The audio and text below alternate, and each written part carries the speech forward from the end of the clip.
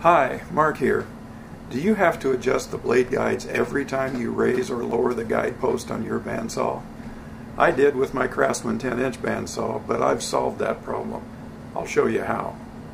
When I had the blade under working tension and ran the guide post up, the left guide bearing would begin to make contact with the blade as I neared the top. When I ran the guide post down, the right guide bearing would begin to make contact with the blade as I neared the bottom. That means the guide post was not parallel to the blade. The first step I took to correct this problem was to adjust the angle of the blade closer to being parallel with the guide post.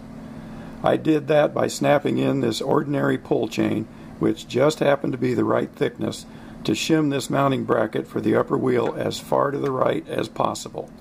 That changed the angle of the blade in the right direction, but it wasn't enough.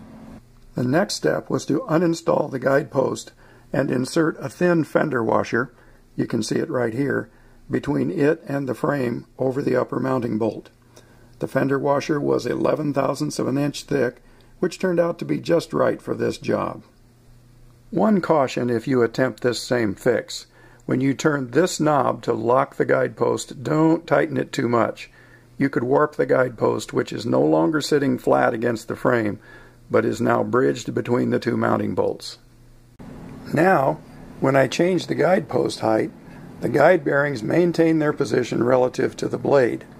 Of course, if you install a different blade or adjust the tracking, you may have to adjust the guide bearings accordingly.